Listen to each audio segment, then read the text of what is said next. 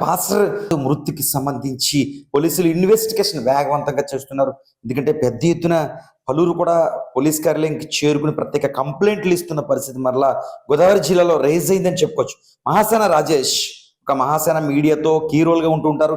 ఆయన కూడా తాజాగా జిల్లా అధికారులను కలిసి మాకు అనుమానాలు ఉన్నాయి అంటూ కూడా క్లియర్గా ఒక వినతి పత్రాన్ని స్వయంగా ఆయన చదివి జిల్లా పోలీస్ అధికారులకు ఇచ్చారు. సంచలనంగా మారింది ప్రస్తుతం మహాసేన రాజేష్ కంప్లైంట్. యాక్సిడెంట్ చేసి చంపేశారేమో ఒక అనుమానాలు మాకు ఉన్నాయి, ఖచ్చితంగా ఆ దిశగా మాకు దర్యాప్తు చేయండి. అదేవిధంగా ఎవరైనా అక్కడ కొట్టి, అక్కడ కర్ర ఉంది కాబట్టి ఆయన్ని కొట్టి చంపేశారేమో ఆ రకంగా కూడా మాకు అనుమానం ఉంది, ఆ రకంగా కూడా దర్యాప్తు చేయండి. ఇలా ఎన్ని రకాలు ఉన్నాయో అన్ని రకాల అనుమానాలు మాకు ఉన్నాయి కాబట్టి దర్యాప్తు ఖచ్చితంగా కావాలి, అసలు విషయం మాకు తెలియాలి అంటూ మహాసేన రాజేష్ జిల్లా పోలీస్ అధికారులకు గోదావరి జిల్లాలకు సంబంధించి ప్రత్యేకంగా కంప్లైంట్ చేశారు. ప్రస్తుతం సంచలనంగా మారింది పాస్టర్ పగడాల మృతికి సంబంధించి అప్డేట్స్. ఏదైతే మొన్న తాజాగా 3 రోజుల కిందట ఆయన చనిపోయిన తర్వాత సీసీ ఫుటేజ్ ఆధారంగా జిల్లా ఎస్పీ మాత్రం ప్రెస్ మీట్ పెట్టి ప్రత్యేకంగా పేర్కోవడం తప్ప అప్పటి నుంచి అందులో ఎలాంటి విషయాలు కూడా బయటికి రాలేదు. ఏం జరిగింది అసలు? పాస్టర్ హైదరాబాద్ నుంచి ప్రయాణమై అసలు బుల్లెట్ మీద ఇక్కడికి రావడానికి కారణం ఏంటి? విజయవాడలో ఆయన ఒక పక్కన ఆగి ఉన్న ఒక ఫోటో వైరల్ అవుతూ ఉంది. అప్పటికే ఆయన డూమ్కి సంబంధించి ఎదర భాగం అంతా కూడా ఊడిపోయి పడిపోయినట్టు కనిపిస్తుంది. నిజంగా అది ఆయనదేనా? అసలు విజయవాడలో అంతసేపు ఎందుకు ఆగారు? ఆయన ఒక్కరే అంత దూరం నుంచి ఎందుకు ప్రయాణం చేస్తున్నారు? తదుపరి మరొక ప్రాంతంలో కూడా ఒక వైన్ షాప్ వద్దకు ఈ పాస్టర్ పగడాల ప్రసాద్ చేరుకుని అక్కడ కాస్త మద్యం బాటిల్ కూడా తీసుకున్నారు అన్నట్టుగా కూడా ఒక వీడియో వైరల్ అవుతుంది. నిజంగా అందులో ఉన్నది పాస్టర్ పగడాల ప్రసాద్ అయినా?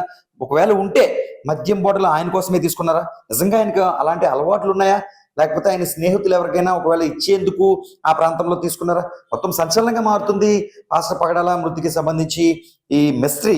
పోలీసులు అయితే మాత్రం ఇన్వెస్టిగేషన్ ప్రారంభిస్తున్నారు. ఏపీకి సంబంధించి ఇప్పుడే ఈ ఘటనకు సంబంధించి రాష్ట్ర ముఖ్యమంత్రి చంద్రబాబు నాయుడు కావచ్చు, అదేవిధంగా మంత్రి నారా లోకేష్ కావచ్చు, పూర్తి స్థాయిలో ఈ విషయంపై సమగ్ర విచారణ జరపాలని కూడా ఆదేశాలు జారీ చేశారు. హోంమంత్రి అనిత కూడా ఈ విషయంపై స్పందించారు. పూర్తి స్థాయిలో విచారణ జరపాలంటూ కూడా పేర్కొన్నారు. రాజమండ్రి ఆయన చనిపోయిన తర్వాత నిజానికి రాష్ట్రంలో కాదు దేశంలో ఉన్న ప్రముఖులంతా కూడా కులమతాల వర్గాలకు అతీతంగా కూడా ఇక్కడ చేరుకున్నారు. మరి ముఖ్యంగా సోషల్ మీడియాలో పెడుతున్న పోస్టులు అసభ్యకరంగా పెడితే చూస్తూ ఊరుకోబోమంటూ కూడా పోలీసులు హెచ్చరించారు. ఎందుకంటే ఇది మత విద్వేషాలు రెచ్చగొట్టే ధోరణి కాదు, తగిన శాస్తి జరిగింది, ఇలా మాట్లాడారు అలా మాట్లాడారు అందుకే ఇలా జరిగింది అంటూ కూడా కొంతమంది పోస్టులు పెడుతున్న తరుణంలో అలాంటి పోస్టులు పెట్టిన వారిపై చర్యలు తీసుకుంటామంటూ కూడా పోలీసులు హెచ్చరికలు జారీ చేశారు. ప్రస్తుతం ఏం జరుగుతుంది?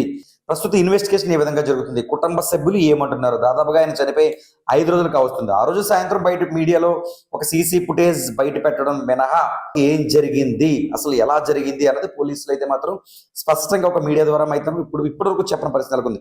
ఆ రోజు మినహా ఇప్పటివరకు ఎలాంటి సమాచారం లేదు. హైదరాబాద్ లో ఆయన అంత్యక్రియలు జరిగే తర్వాత కుటుంబ సభ్యులతో కూడా పోలీసులు పలు విషయాలు కూడా ఎవరిపైన అనుమానాలు ఉన్నాయా అన్న కోణంలో కూడా కుటుంబ సభ్యులతో కూడా పలు విషయాలు చర్చించినట్టుగా మనకి సమాచారం అందుతుంది. ఈ నేపథ్యంలో ఈ ఎంక్వైరీకి సంబంధించి ఇక్కడ ఏదైతే సభలు జరుగుతాయో గోదావరి జిల్లాకు సంబంధించిన రావులపాలెం కావచ్చు ఇతర ప్రాంతాల్లో జరిగే సభలకు వీలుగా ఉంటుందని ద్విచక్ర వాహనంపై వచ్చినట్లుగా సమాచారం ఉంటుంది.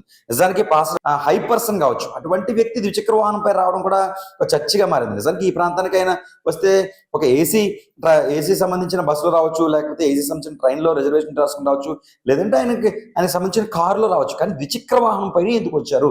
ఒకవేళ నిజంగా ఇక్కడ తిరగాల్సిన పరిస్థితి ఉంటే టెండర్లు మండిపోతాయి కాబట్టి ఆయనకంటూ ఒక వాహనం అక్కడి నుంచి తెచ్చుకోవాల్సిన అవసరం కూడా లేదు. మరి ఎందుకు ఆయన ద్విచక్ర వాహనంపై వచ్చారు? నిజానికి ఎవరి వాహనం ముట్టుకునే ఇంట్రెస్ట్ ఆయన చూపించరా?